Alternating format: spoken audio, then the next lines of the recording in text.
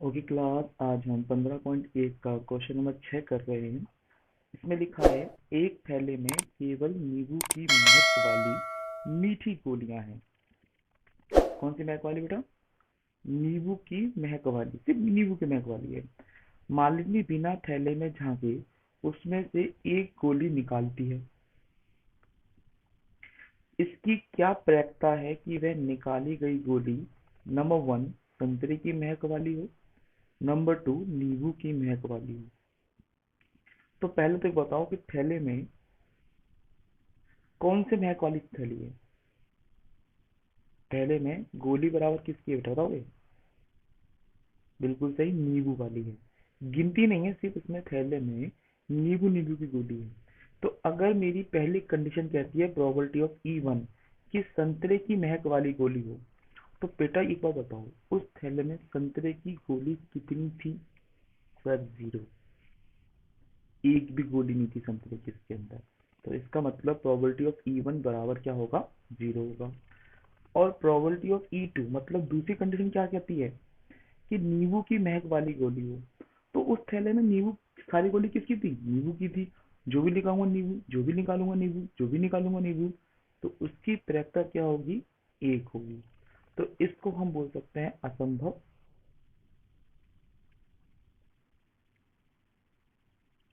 और इसको बोल सकते हैं संभव। मतलब जब भी मैं हाथ डालूंगा उसमें गोली नींबू की ही निकलेगी, संतरे वाली नहीं। ठीक है ना? तो इसको PE1, इसको PE2 बोलते हैं। ओके बच्चों, अब हम 15.1 का क्वेश्चन 7 कर रहे हैं।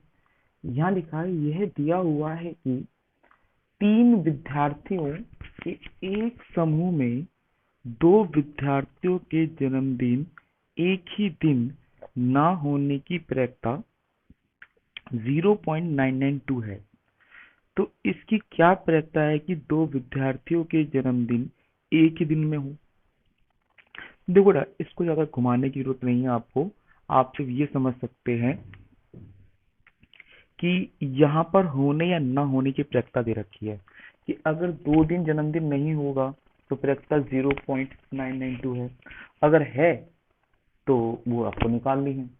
तो मेरे यहाँ पे आंसरिंग हो जाएगा कि देखो, probability of E plus probability of E not बराबर 1 होता है। ठीक है? वो कहता है कि दो दोस्तों की एक दिन जन्मदिन ना होने की प्रवृत्ति, मतलब मुझे क्वेश्चन में ना होने की प्रवृत्ति दे रखी है और होने की प्रवृत्ति पूछी गई है। तो बराबर कितनी होगी? 1। तो प्रोबेबिलिटी ऑफ ई बराबर हो जाएगा 1 में से माइनस करेंगे 0.992। अब घटाना आपको आना चाहिए, जैसे आप घटाएंगे तो आपकी वैल्यू आएगी 0.008। मतलब दो लड़कों की या दो विद्यार्थियों की एक दिन जन्मदिन होने की प्रवृत्ति 0.008 होगी। ठीक है बेटा, समझ में आ गया? 8 पढ़ लेते हैं। इसमें लिखा है एक थैले में तीन लाल और 5 काली गेंद है। मतलब 3 लाल है और 5 काली गेंद है। इस थैले में से एक गेंद यदृच्छा, यदृच्छा माने बताया था ना मैंने आपको, रैंडमली। अगर आपने मेरी बेसिक वीडियो देखी होगी तो आपको ये सारे सवाल समझ में आ गए होंगे। निकाली जाती है। इसकी प्रयोक्ता क्या है कि गेंद एक लाल हो या लाल ना हो। तो सबसे पहले आपने लिख देंगे कि लाल गेंद बराबर कितनी है बेटा? 3 है। और काली गेंद बराबर है 5। तो कुल गेंद कितनी हो गई? कुल गेंद बराबर हो गई 8। ठीक है? तो आपको यहाँ पे फॉर्मूले की बात आ रही गई है, तो फॉर्मूला लिखना या न लिखना तुम्हारी मर्जी है। मैंने तो आपको क्या था, ई घटना की अनुकूल प्रवृत्ति बटे में कुल, जो भी घटना होती है कुल आपको नीचे लिखना होता है। तो मेरी पहली प्रवृत्ति क्या कहती है? पहली कंडीशन कहती है कि वह लाल गेंद हो। तो बेटा लाल गेंद कितनी है? बिल्कुल सही, 3 और बटे में 8। क्योंकि पूछी गई घटना बटे में कुल घटना, जो पूछा है वो ऊपर लिख दिया, जो कुल है वो नीचे लिख दिया। अब दूसरा क्वेश्चन क्या है, पीई नॉट कितना है, मतलब लाल गेंद ना हो। तो देखो लाल गेंद ना हो, बाकी कोई सी भी गेंद हो, तो बची गेंद कितनी है, 5। तो बिल्कुल सही आंसर हो गया 5/8। या फिर आप ऐसा भी कर सकते थे कि probability of E plus probability of E not बराबर 1 होता है। तो होने की प्रायिकता मुझे दे रखी थी 3/8, और ना होने की मुझे नहीं पता। तो प्रोबेबिलिटी ऑफ ई नॉट बराबर हो जाता 1 माइनस 3/8। एलसीएम लेते तो 8 एकम 8, 8 एकम 8, 8 में 3 के कितने बचे, 5। तो या तो आप ऐसा अप्लाई कर सकते थे या फिर ऐसा अप्लाई कर सकते थे। क्या आपको समझ में आ गया? ठीक है, अब नेक्स्ट क्वेश्चन क्वेश्चन नंबर 9 कर रहे हैं, जिसमें लिखा है एक डिब्बे में 5 लाल कंचे, 8 सफेद कंचे और 4 हरे कंचे हैं। इस डिब्बे में से एक कंचा यदृच्छा यानी कि रैंडमली निकाला जाता है, तो इसकी क्या प्रायिकता है कि निकाला गया कंचा लाल हो, सफेद हो या हरा हो। मतलब 3 क्वेश्चन आपको दे रखे हैं इसमें, लाल कंचे होने की प्रायिकता, सफेद कंचे होने की प्रायिकता और हरे ना होने की, मतलब कंचे ना होने की प्रायिकता। तो मैंने क्या कहा था, जब भी आप सॉल्यूशन लिखोगे सबसे पहले इनको डिटेल में लिख देंगे। जैसे लाल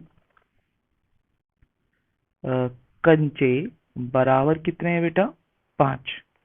और सफेद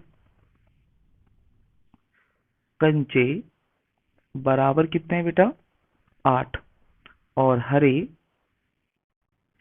कंचे बराबर कितना है, 4। तो बताओ कुल कंचे कितने हो गए, बताओ 17। बिल्कुल सही।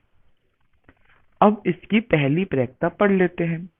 पहली प्रायिकता क्या कहती है बेटा, E1 क्या कह रहा है, E1 कह रहा है कि वह लाल कंचा हो।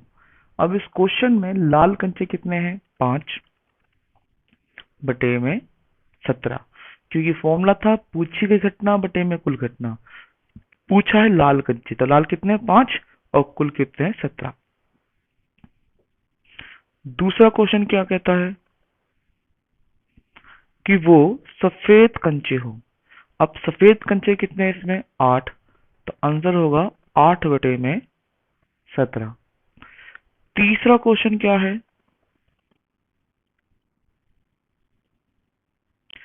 तीसरा क्वेश्चन है हरा कंचा ना हो। तो बेटा हरा कंचा ना हो, मतलब यहाँ पर मेरे पास ये जो क्वेश्चन आपको दे रखा है वो कहता है कि हरा कंचा ना हो, ये वाला कंचा ना हो, बाकी सारे हो। तो क्या हो सकते हैं, 5 और 8 13। तो 13 हो सकते हैं। तो आंसर हो गया 13/17। ठीक है, तो ये प्रैक्टिस समझ में आ गई। ओके, अब हम इसका नेक्स्ट क्वेश्चन करते हैं। आज हम क्वेश्चन नंबर 10 कर रहे हैं 15.1 का। यहाँ पर आपको बोला गया है कि एक पिग्गी बैंक मतलब होता है गुल्लक, एक तरह की आपकी गुल्लक में 50 पैसे के 100 सिक्के हैं, 1 रुपए के 50 सिक्के हैं और 2 रुपए के 20 सिक्के हैं और 5 रुपए के 10 सिक्के हैं। यदि पिग्गी बैंक को हिलाकर उल्टा करने पर कोई एक सिक्का गिरने की संप्रायिक है, तो इसकी क्या प्रायिकता है कि वह गिरा हुआ सिक्का 50 पैसे का हो और दूसरा क्या है, 5 रुपए का ना हो, 5 रुपए का। वे गुल्लक है, गुल्लक में आप पैसे डालते आ रहे हो, तो जब निकालोगे तो हमें खुद नहीं पता वो कौन सा सिक्का होगा। मतलब एक तरह से ये दीक्षा हो गया। आप कहोगे सिक्का छोटा बड़ा हो सकता है, बट देखो जब आप निकाल रहे हो तो पता नहीं ना आपके लिए। आप ट्राई करके देखना, कुछ गुल्लक में पैसे डाल के देखना और निकाल के देखना, आपको खुद नहीं पता होगा कौन सा सिक्का निकलने वाला है। ठीक है, अगर नोट है तो नोट भी पता नहीं चलता कौन सा निकलने वाला है। तो यहाँ पर हमें 4 तरह के सिक्के दे रखे हैं, 50 पैसे, 1 रुपया, 2 रुपये, 5 रुपये। और प्रायिकता पूछी गई है 50 पैसे और 5 रुपए का ना हो। तो सबसे पहले जब हल करते हैं बेटा, तो हम देखेंगे इनकी डिटेल। जैसे 50 पैसे के सिक्के बराबर हैं 100। ठीक है।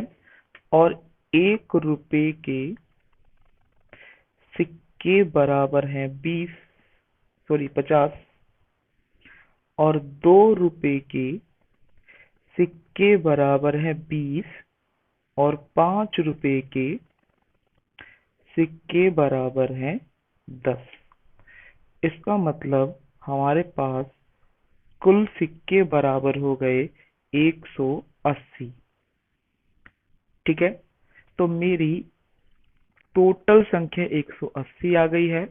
और अब मुझे पहला सवाल बोला गया है। पहला सवाल है कि 50 पैसे के सिक्के हों।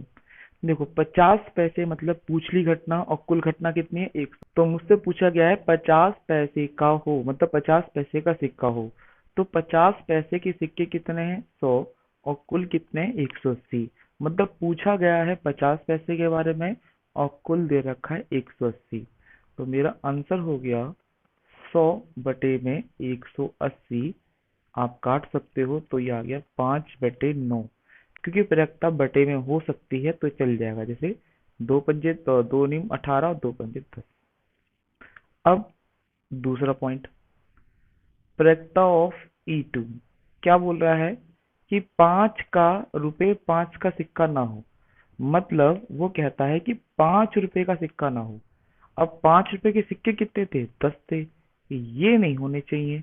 बाकी कुछ भी सारे हो सकते हैं। तो उसकी प्रायिकता हो गई 100, 150, 20, 170/180 यानी कि 17/18। आप भाग करके पॉइंट में भी लिख सकते हो या बटे में भी आंसर लिख सकते हो। ठीक है, क्या ये समझ में आ गया? ओके, अब हम इसका नेक्स्ट क्वेश्चन करते हैं बच्चों।